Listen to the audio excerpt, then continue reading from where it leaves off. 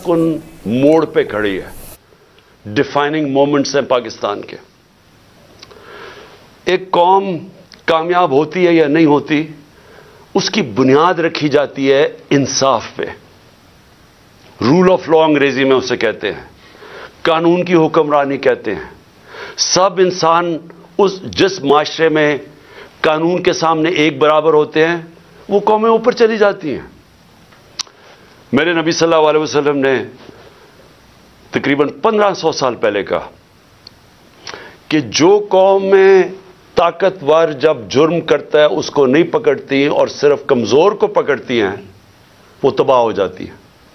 आज अगर आपने सारी दुनिया में खुशहाली देखनी है और गुर्बत देखनी है, तो एक ही चीज़ है जो फ़र्क करती है, वसाइल नहीं।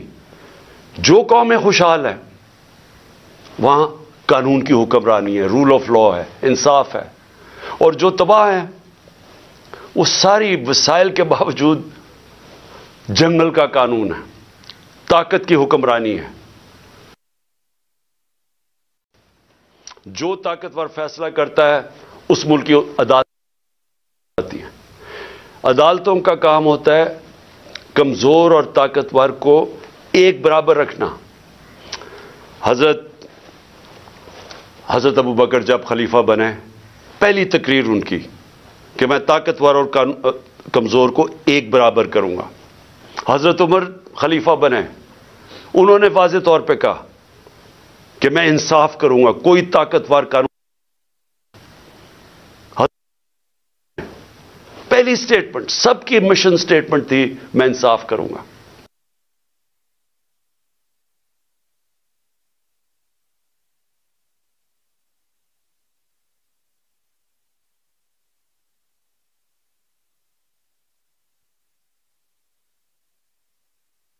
उनकी बात नहीं सुनती, डंडों से सुप्रीम कोर्ट के चीफ जस्टिस को अटैक करके भगाया इन्होंने। फिर पैसे चलाए बाकी जजेस के ऊपर, ब्रीफ केस चले, कोयटा बेंच को खरीदा गया, टेलीफोन कर करके फैसले लिए कि जज साहब इसको फलाने को इतनी कैद करना। आदत पड़ी हुई है इनको कि अपने जजेस अपनी जुडिशरी को कंट्रोल करें।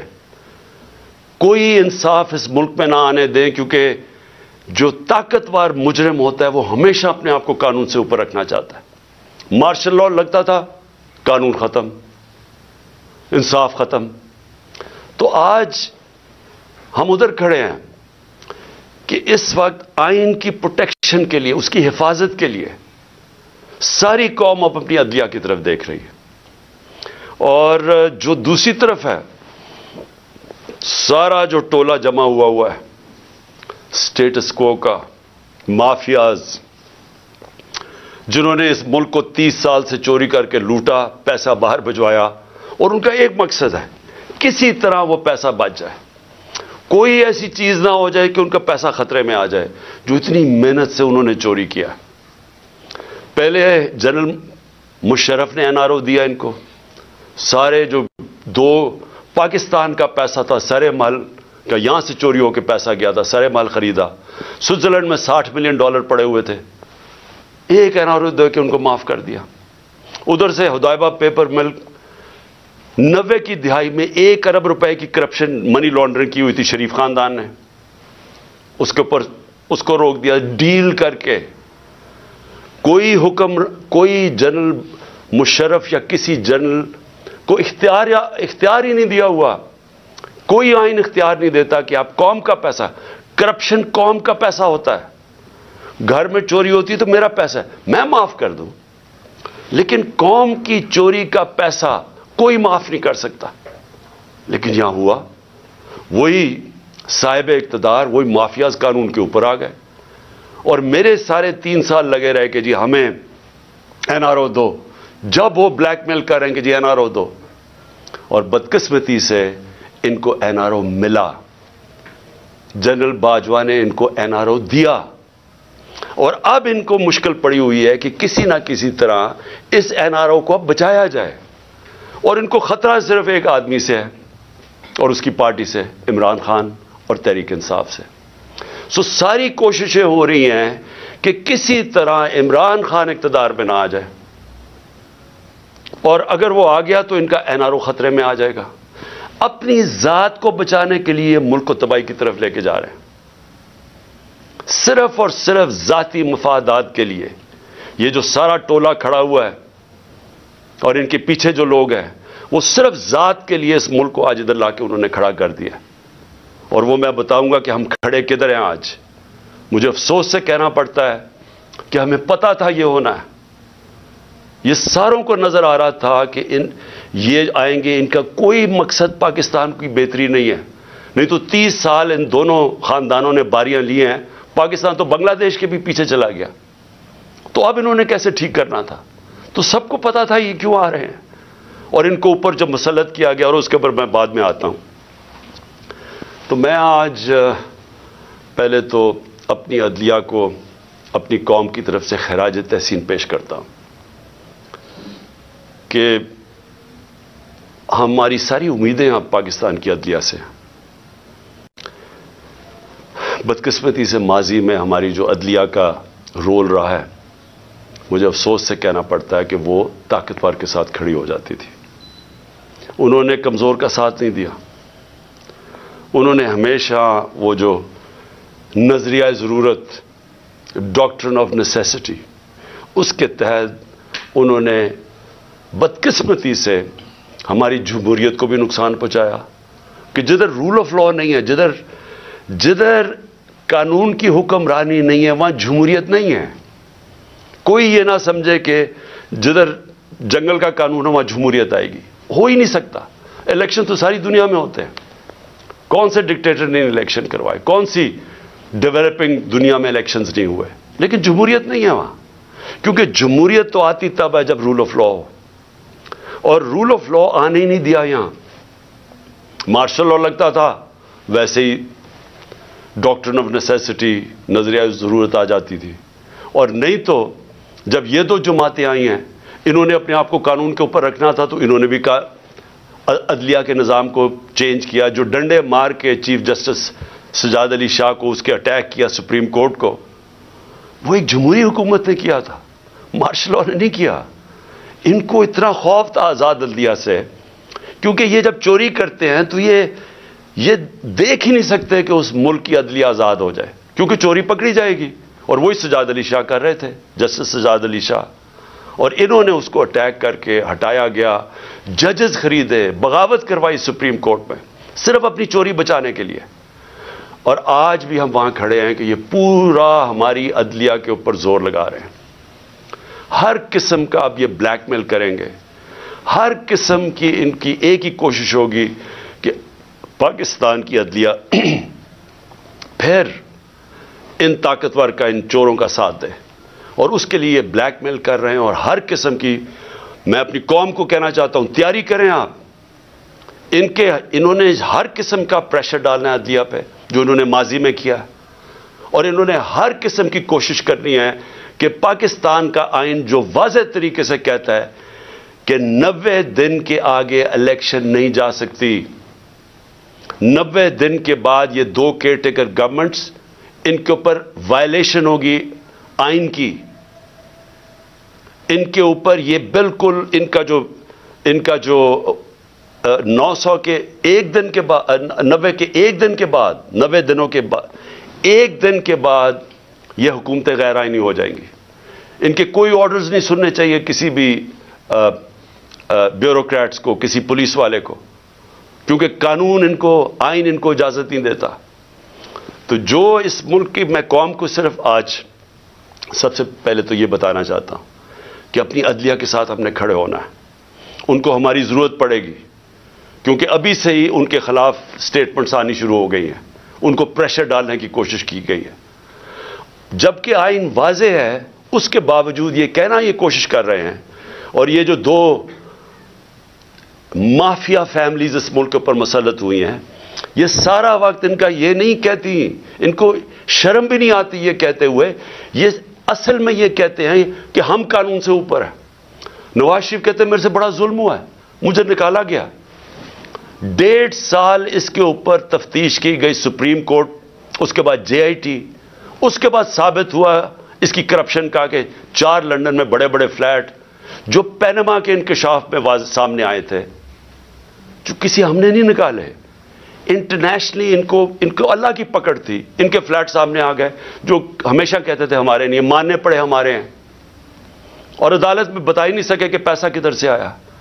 तो उसके बाद जब अदालत ने इनके खिलाफ फैसला किया तो ये नहीं कि अभी तक साबित नहीं कर सके कि किधर से मनी ट्रेल गई इस मुल्क से पैसा ये फ्लैट खरीदने को, एक डॉक्यूमेंट नहीं दे सके साबित करने के लिए।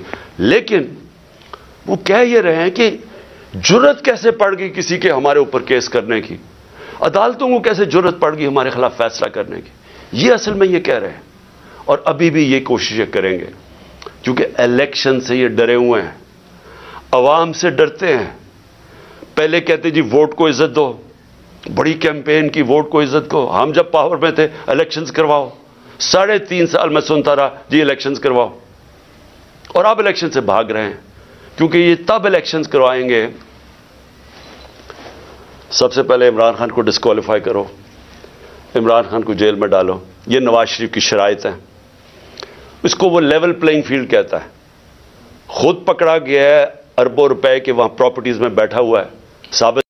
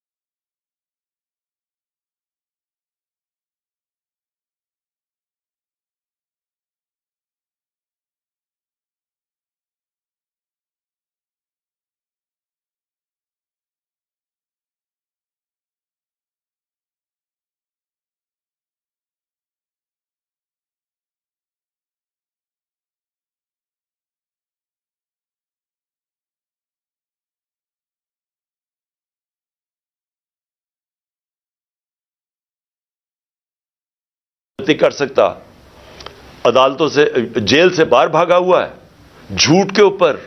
ये शहबाज शरीफ ने जाली एफिडेविट दिया हुआ है लाहौर हाई कोर्ट को, कोई शर्म नहीं है इसकी। लेकिन इमरान खान को जेल में डालो, डिस्क्वालीफाई करो, तहरीक इंसाफ के लोगों को पकड़ धकड़ करो। शर्मनाक रोल है इस मुल्क की इलेक्शन कमीशन का। मैंने कभी इस तरह की बेशरम इलेक्शन कमीशन नहीं देखी। हर फैसला करती है ये नवाज शरीफ से हुक्म लेके, हर फैसला करती है हैंडलर्स जो पीछे कहते हैं। दो जो केयर टेकर गवर्नमेंट्स बनाई हैं इन्होंने, हमने इतने नाम भी वैसे दिए जो कि गैर जानिबदार थे। इन्होंने जान के उन लोगों को ऊपर बैठाया है जो ये लाहौर का चीफ मिनिस्टर बनाया है, उसको बिल्कुल जो सबसे बड़ा दुश्मन था तहरीक इंसाफ को, उसको ऊपर बैठा दिया। जैसे ऑफिसर्स पॉइंट कर रहे हैं, जो ये जो पुलिस वालों को रखा गया जिन्होंने हमारे पर तशद्दुद किया, उन सब को ऊपर बैठा दिया। तो हमारे ऊपर केसेस करो, पार्टी को तोड़ो। जब ये समझेंगे कि ये बिल्कुल ग्राउंड तैयार हो गई है इनके लिए, तब ये चाहते हैं इलेक्शन करवाओ, इसलिए भाग रहे हैं इलेक्शन से। और मैं वैसे इनको कहता हूं कि जितनी भी देर आप कर लें रिजल्ट वही निकलना है, जितनी धांधली कर लें रिजल्ट वही निकलना है। लेकिन मुल्क तबाह हो रहा है। हमारी सारी कोशिश ये थी कि इलेक्शंस अभी इसलिए हम करवाना चाहते थे कि इलेक्शन एक ही तरीका है इस दलदल में जो मुल्क फंसा दिया उससे निकलने का, और तो दूसरा रास्ता ही कोई नहीं है। तो हम अपने मुल्क के लिए अपनी दो गवर्नमेंट्स डिसॉल्व करते हैं अपने मुल्क की खातिर, कि किसी तरह हम जो ये उधर पहुंचा दिया इन्होंने पाकिस्तान को, कि इस मुल्क की 75 साल तारीख के अंदर कभी मुल्क के ये हालात नहीं थे जो आज है। किसी से पूछे या छोड़े कि मैं इमरान खान क्या कह रहा है, मैं चाहता हूं कि किसी इकोनॉमिस्ट से पूछ लें, कोई गैर जानिबदार लोग, एक्सपर्ट्स हों पॉलिटिक्स के, इकोनॉमिक्स के, उनसे तो पूछे कि कभी पाकिस्तान के ये हालात थे। और कोई आगे रोशनी भी नहीं नजर आ रही। जितनी देर ये बैठे रहेंगे ये और हम डूबते जा रहे हैं। मेरे पास अदाद व शुमार हैं, मैं ये फिर से अपनी कौम को बताना चाहता हूं कि ये जो हालात आज हैं, कैसे इस मुल्क का तनख्वाहदार तबका अब गुजारा करेगा। और अभी शुरुआत है, अभी जो IMF के साथ इन्होंने तय किए कंडीशंस, उसके बाद जो अब लहर आने लगी है महंगाई की, कैसे, मैं तो अभी बताऊंगा जो आज हालात है, अभी मजीद जो आगे होंगे वो कैसे वो बर्दाश्त करेंगे वो लोग। तो मैं सबसे पहले दूसरी बात जो आज मैं करना चाहता था, हमारे पुराने आर्मी चीफ, उन्होंने एक सहाफ़ी को एक इंटरव्यू दिया और उसने फिर कॉलम भी लिखी। उसमें उसने 2-3 चीज़ें ऐसे कही, तो मैं सिर्फ उनके ऊपर बात करना चाहता हूं कि अगर हमारे मुल्क ने अब इस दलदल से निकलना है तो पाकिस्तान को ऐसे हमें चलाना पड़ेगा जो अब तक हम नहीं चला पा रहे। और उसके लिए सबसे पहली चीज़ होगी रूल ऑफ लॉ। जब तक हम सबको कानून के नीचे नहीं रखते, जब तक आइन के दायरे में रह के इदारे और लोग काम नहीं करते, इससे अब हम नहीं निकल सकते। मैं फिर से कह रहा हूं, एक है नेमतों का रास्ता, वो बिल्कुल मुख्तलिफ है, एक है तबाही का रास्ता, उस तरफ हम निकले हुए हैं। तो ये जो आर्मी चीफ ने, एक्स आर्मी चीफ ने बातें की, सबसे पहले तो मुझे हैरत हुई कि उसने कहा जी इमरान खान मुल्क को तबाही की तरफ लेके जा रहा था। मैंने इमरान खान से मुल्क को बचाना था तो तस्लीम कर लिया कि उसने फैसला किया था गवर्नमेंट गिराने का, जो मैं और सारी कौम को वैसे ही पता है।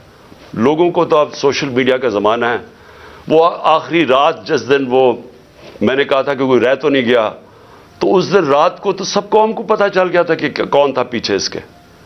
वो अरशद शरीफ शहीद ने बड़ी ज़बरदस्त बात की, वो कौन था, तो सबको पता था वो कौन था। लेकिन ये नहीं मैं सोच रहा था कि वो तस्लीम ही कर जाएगा कि वो मैं था। और उसने कहा कि बड़े बुरे हालात थे पाकिस्तान के और तबाही की तरफ जा रहा था। तो पहले तो उसने इकॉनमी की तरफ कहा, फिर उसने फॉरेन पॉलिसी की तरफ कहा कि अमेरिका बड़ा नाराज था, अमेरिका खुश नहीं था इमरान खान से। और फॉरेन पॉलिसी का भी वो एक्सपर्ट था। फिर उसने सियासत की भी कोई बातें की, बड़ा लंबी बातचीत की। फिर वो शौकत तरीन के ऊपर कह दिया कि उसने इकोनॉमी तबाह कर दी। तो इकोनॉमी का भी एक्सपर्ट, पॉलिटिक्स का भी एक्सपर्ट। आगे जो मैं अब मुल्क को आगे का सोच रहा हूं ना कि मुल्क आगे कैसे बढ़ेगा। देखें, ये एक आदमी के पास जब इतनी ज्यादा पावर आ जाती है, जो पावर इस जनरल बाजवा के पास थी कि सुपर किंग था, सबके ऊपर बैठा हुआ था, सारे फैसले उसके। गवर्नमेंट तब तक ठीक, यानी गवर्नमेंट के काम तब तक होते थे जब तक जनरल बाजवा फैसला करे कि हां ये ठीक है। लेकिन अगर मैं इमरान खान कह रहा है कि इस मुल्क में एहतसाब होना चाहिए, जो 30 साल से मुल्क को चोरी कर रहे थे, जिनके पुराने केसेस बने हुए हैं, सवाए शहबाज शरीफ के 2 टीटी केस और वो जो उसका FIA में मकसूद चपड़ासी वाला केस था 16 अरब का, और टीटी का 8 अरब, जो ओपन एंड शट केसेस थे, उनके अलावा तो सारे पुराने केसेस थे। लेकिन जब बाजवा साहब ने फैसला कर लिया कि एहतसाब नहीं होगा, तो एहतसाब नहीं हो सकता, क्योंकि उसने उसमें तस्लीम भी कर दिया कि नैब को भी वो कंट्रोल करते थे। सो नैब भी उनके हाथ में थी, तो अकाउंटेबिलिटी अगर वो नहीं फैसला करते तो नहीं हो सकती, क्योंकि सुपर किंग है वहां बैठे हुए। इससे क्या चीज सामने आई कि एक आदमी को जब इतनी ज्यादा पावर मिल जाए, लेकिन उसको कोई पूछने वाला नहीं है, कोई चेक नहीं कर सकता। तनकीद तो इमरान खान की होती थी हर दूसरे दिन, हर रोज टीवी पे गालियां सुन रहा हूं, तनकीद हो रही है। पंचिंग बैग तो मैं था, पावर वो लेके बैठे थे। फैसला जो करना है वो, अगर वो फैसला मैं कोई पॉलिसी वो मानते थे तो वो हो जाती थी। और खुशकिस्मती से कोरोना के ऊपर हम एक पेज पे आ गए, क्योंकि हमने बड़ा फैसला किया कि स्मार्ट लॉकडाउन होना। हम अपने लोगों को तबाही में नहीं डालने लगे, क्योंकि गरीब ने कुछ ले जाना था। अगर हम लॉकडाउन कर देते गरीब ने मर जाना था यहाँ। तो हमने बड़ा फैसला किया था, तो उसमें उन्होंने सपोर्ट की, तो वो तो ठीक चलता गया, बल्कि बड़ा अच्छा काम हुआ। और भी काम थे। मैं बार बार कहता हूं कि बड़ा इशू बन सकता है पोलियो का पाकिस्तान में, उसके अंदर बॉर्डर एरियाज में बहुत मदद की उन्होंने। फिर टिड्डी का आ गया था, वो जो लोकस्ट का था, मदद की उसमें। लेकिन जिधर फैसला किया कि एहतसाब नहीं होना, और उनके फेवरेट शहबाज शरीफ था, आप शहबाज शरीफ को कुछ नहीं कर सकते थे। उसका जज कभी आ जाता था, हम भी हैरान कि कभी आज जज बेंच टूट गया तो पता ही कुछ हो गया है, फिर शहबाज की कमर ठीक नहीं है। ओपन एंड शट केस हम नहीं पकड़ सके, और उसको फैसला किया हुआ था कि प्राइम मिनिस्टर बनाना है, और फैसला काफी पहले का हो गया था। कहने का मेरा मकसद यह है कि आज जिधर पाकिस्तान खड़ा है, जिम्मेदार तो वो आदमी है जिसने ये फैसला किया कि अब गवर्नमेंट गिरानी है, इमरान बड़ा खतरनाक है। लेकिन कौम आज सारा उस फैसले की, कौम जो तबाही हुई है मुल्क के अंदर, अब कौम उसका बोझ बर्दाश्त कर सकती है। तो कोई पूछने वाला नहीं है, कोई इंक्वायरी नहीं होगी कि इसने किस तरह फैसला किया। हर दुनिया के अंदर जब भी कोई जिम्मेदारी लेता है, उसी के पास अथॉरिटी होती है, और उसी से पूछा जाता है, वो आंसरेबल होता है। लेकिन यह आदमी आंसरेबल ही नहीं किसी का, जो मर्जी फैसला ठीक हो गया तो क्रेडिट ले लिया, मैंने ये कर दिया। जब गलत हुआ तो जिम्मेदार इमरान खान था, और आज कौन जिम्मेदार है?